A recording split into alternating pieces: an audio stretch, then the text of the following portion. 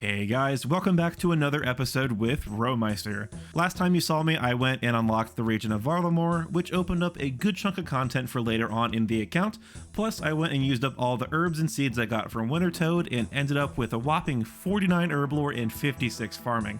Moving on to this episode though, it's time for me to get back to basics. I'm going to complete all of the free-to-play quests. Honestly, there really isn't much thought behind this other than reliving the old days on Arterberry, but it will also unlock some stuff like parts of RFD, Shadow of the Storm, and the ruins of Camdazal, which I think might have some good training methods, so I may as well get it done.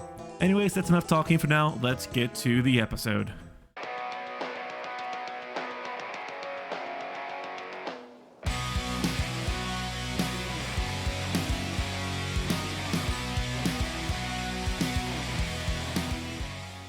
As always, if you've missed any videos in this series, then make sure you click the icon in the upper right corner to watch the playlist and get caught up. Also, don't forget to give this video a like and get subscribed. As you might have been able to tell by the background, the first quest I'm going to do today is Prince Ali Rescue. There really isn't a whole lot to this one other than the prince is locked away near Draenor and you need to find a way to break him out. It is a little annoying because you need to gather a bunch of items, but overall it's not too bad. It's actually a really quick quest. Like I said, this quest needs a bunch of weird items to complete. Look at that, my inventory is already half full after those red berries, and I still need to mine some copper and get a few beers. So, the plan to break Prince Ali out is to get this guard drunk and tie up this Lady Kelly. This feels honestly kinda wrong. Anyways, we can easily break into the jail with this fake key we made and free the prince. Awesome. Boom, there we go, Prince Ali Rescue is done, nice and quick.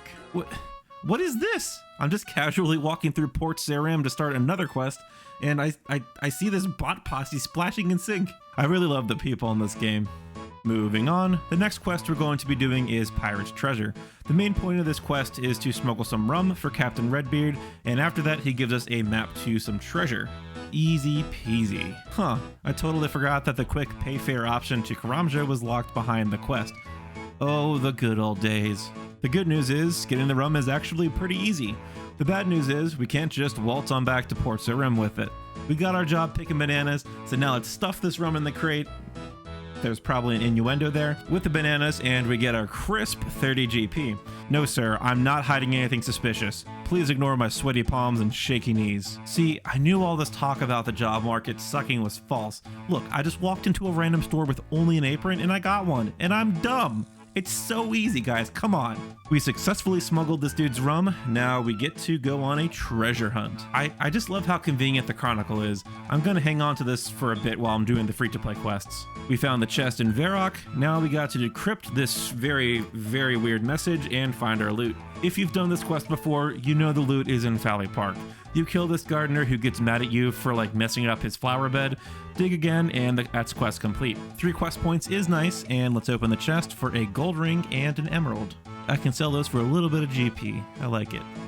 The third quest on the list for today is going to be Romeo and Juliet. This is based on the Shakespeare tragedy of 2 young lovers with the same name, just with a goofy Runescape twist, and you obviously give them a hand to get together. You know, it's a quest, so you gotta help somehow. Honestly, the bulk of this quest is just running back and forth between the two, so I'm gonna save you the boredom and just kinda get to the good part. Huh, so this is the so-called Juliet that Romeo is interested in. Interesting. I love how lifelike Jagex made this scene. It's like I'm really there in the church. Now here's the good stuff. The plan to free Juliet from her father is to help her fake her own death, and when all is said and done, Romeo will meet up with her when she awakens. What can go wrong? And of course, in usual Jagex fashion, Romeo falls in love with Juliet's cousin instead, and they run away together. And this is all because Romeo's kinda dumb and thinks Juliet's actually dead, even though you made the plan with him, thus leaving poor Juliet behind. Oh well, that's quest complete for absolutely nothing other than a whopping 5 quest points. Yeah. Quest numero 4 is Shield of Arav. The gist of this is essentially a historical shield was stolen from the museum, which ends up getting broken in 2, and 2 gangs each have a half of the shield. So you go undercover and steal half the shield back while you have a partner steal the other half back, because you can't join 2 gangs at once. That would just be wrong. But instead of doing the usual find a cute noob thing to help you through the quest, I actually have another account that I want to knock this quest out on. He's this handsome stud over here named Scape Goblin, so I'm essentially doing this quest all by myself. Cool flex. I know. Let's move on. Oh, this feels so wrong. I usually go with Phoenix Gang, but this time I figured I would try something different. I know it doesn't really matter in the grand scheme of things, but it's just the principle. Well, it turns out I'm dumb and forgot to hit the right options with Charlie, so I couldn't get past the chat with Katrina. Silly me. Getting stumped by a really old quest for noobs. I don't know why, but this feels really shady to me. No, Ossifer, their drugs are no here. Sir, I totally forgot there was combat in this quest, but that's no problem. I got this, bro.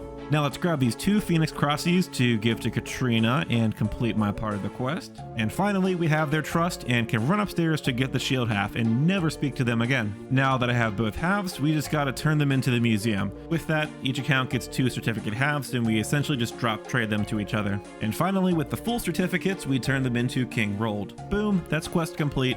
Not much in the way of rewards, but hey, I'll take 600 GP. Since we're still up in Varrock, I figured next I should tackle Demon Slayer. For this quest, you basically find 3 keys to unlock an ancient sword, which you then use to defeat a demon.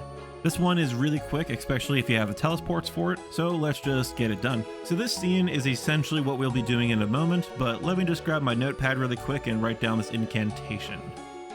Wait, what am I doing? The first key to get is really easy. You just talk to Captain Roven in the northwestern part of Varrock Palace, and he'll give you the key after you tell him what it's for. The second key is a little trickier. It's just caught in a drain behind the castle kitchen, and to get it, you just have to wash it down the drain with some water and grab it from the sewer. Also, I'm gonna grab myself a rune sword really quick, and you'll see why very shortly. The last key you need to get is from Wizard Treborn in the Wizard's Tower, but he asks you for 25 sets of bones before he hands it over. Since I'm an ultimate, I can't just bank everything to get all 25 bones in one go, so I'll have to get what bones I can now, give them to Treborn, and then come back to get the rest to move on. There's the first 16 bones, and there's the last 9. He summons his wardrobe, and boom, that's the third key. Yes sir, it's me. Sir Pryson, please give me that sword. Ah yes, the original Demon Bane weapon. It's honestly not that great, but eventually this will get upgraded and useful in some other parts of the game. But for now, let's finish this quest. Oh no, super scary. Anyways, I'd be surprised if this fight goes on long. Yep, it's down and it took 3 hits. Now for the incantation. You know, this kind of reminds me of my favorite quote from Edda and Nettie. An elephant never forgets, but I forget what the elephant remembered. There we go, the demon is dead and that's quest complete.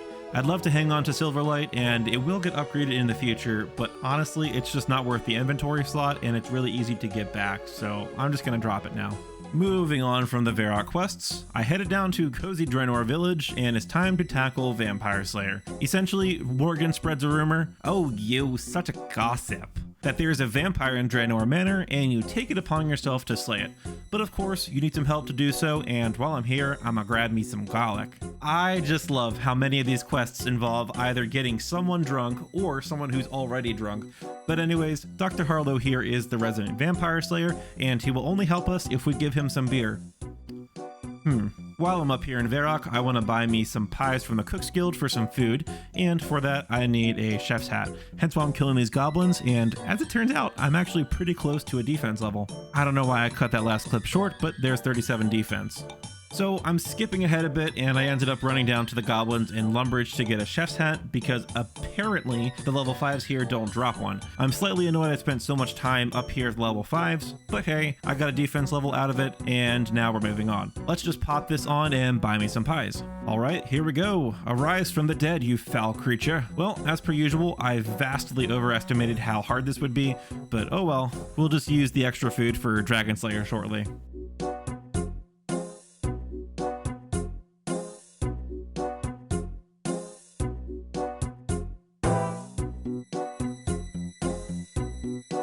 Wait, what? You serious? I forgot to grab a hammer. Oh, I'm so dumb. This is what you come to these videos for, right? Me just to look like a complete idiot? Okay, take 2. Boom. That was easy. Quest complete for a few K attack XP, 3 quest points, and ooh, also an attack level. Nice. Next up on today's list is the Below Ice Mountain quest. This is a newer one, released in April 2021, which unlocks the Ruins of Camdazal, which was a small but useful free-to-play expansion. Essentially, this claimed archaeologist needs your help assembling their team to delve into the ruins. Overall, the quest is pretty easy, but it's actually kinda long because of all the cutscenes and talking.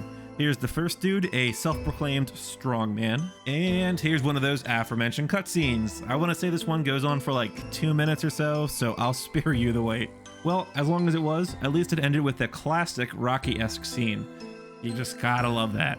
Plus, look at that sick new flex emote. Such a big unlock. Aha! Me strongman, you strongman, we all strongman. So, not only does this quest teach you a new emote, but it also teaches you how to make a sick steak sandwich.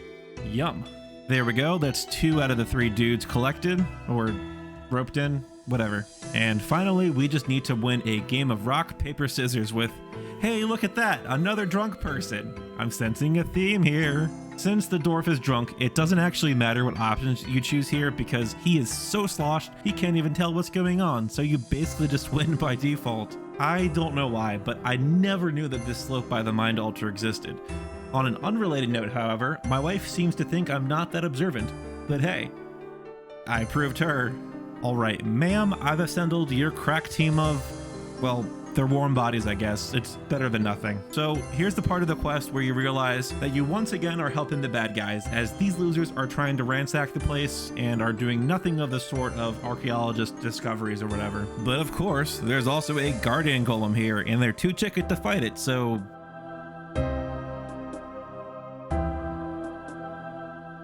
I kind of love how the cash reward for this quest is basically just some spare change those looters dropped while trying to escape. But anyways, that's quest complete, and we now have access to the ruins of Camdazal, plus an extra 2k. Yes, this brings back some fond memories on my free-to-play hardcore.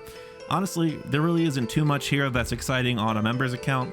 I might try and see if this place will be useful in the future, but for now, we have other matters to attend to. The second to last quest on the list for today is the Corsair Curse. Released at the end of 2017, this quest acted as a sort of precursor to Dragon Slayer 2. Not really in terms of story, but more so to introduce the new area south of Feldip Hills with some new content in the Corsair Cove, notably the Ogress Warriors and the resource area, all of which is also available to free-to-play players after doing the quest, so I think that's pretty cool. Honestly, I remember this quest being kinda tedious because it's basically like a bunch of running around, uncovering clues, and putting together the story of why Captain Talk's crew think they're cursed, and then at the end you confront the Cursinator. Anyways, it's this weird guy right here. He's just acting out like an enraged toddler. I love how all 3 of these crew members are laying down in the same manner. Like, is it a curse of bad knees or something? Well, sir, I talked to everyone and I can confirm. You're being trolled. So to resolve part of the curse, we gotta return this like artifact or whatever to the ogresses so they're not mad at them anymore. Looking ahead, this might actually be a good spot for me to train range or mage at some point because it's easily safe spottable and they drop some alchables like rune helms and battle axes, and also some supplies like runes and gems and such. The next part of the curse is one of the crew thinks this doll is possessed, and it's literally just a clockwork doll. I guess this guy was like high or something. And the last crew member thought they saw a mermaid, but it's just an ogre. Silly goose. We suspect the navigator is the culprit, but he will not admit it. So, to prove he's lying, our brilliant idea is to light his hut on fire and watch him come running out to put out the flame, because he's lying about a bum knee or something. With incontrovertible proof that he's lying, we've been given permission to take this dude out.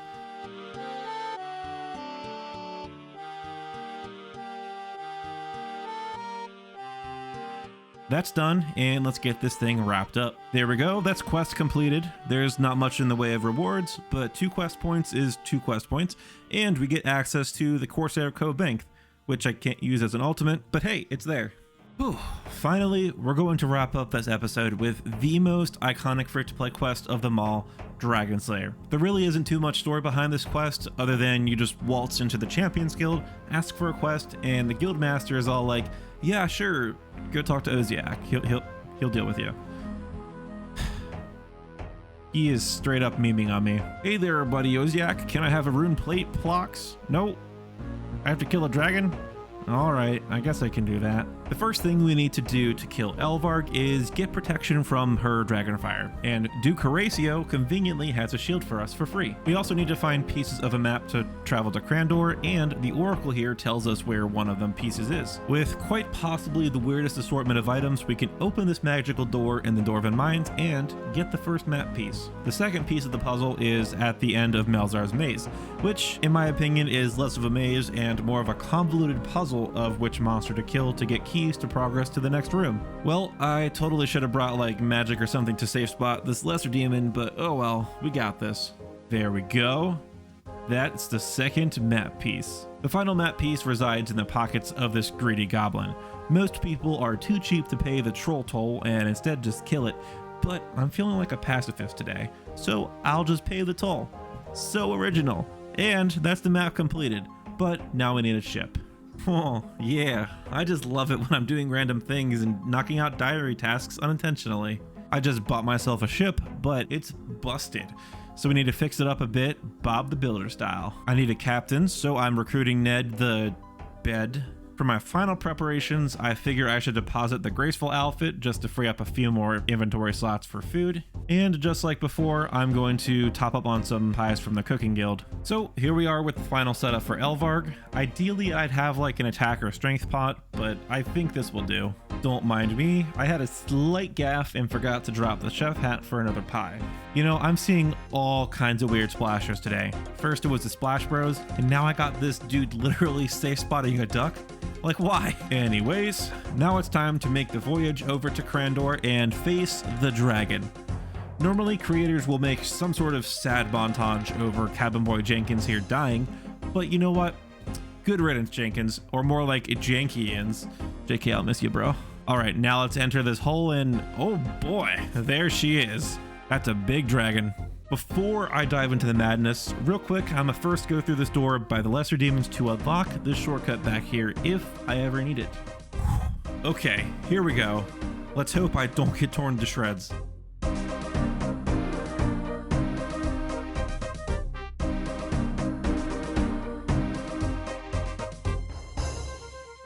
Not a great start. According to Runelight, I've done a whopping 1 damage while eating through 4 of my pies. Cool.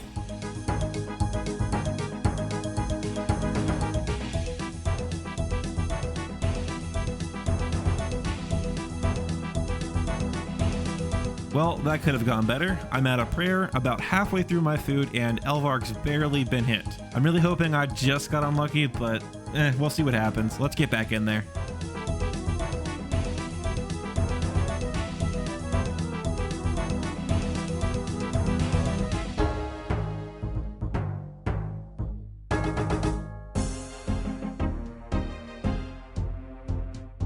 Oddly enough, I'm hitting more now without the prayers. Funny how that works, right?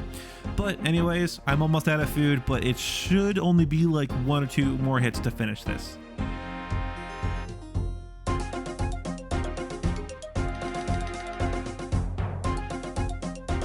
Boom. There we go. Elvarg is slain. Cool stuff. Let's just collect the head and we'll be off and finish off the quest.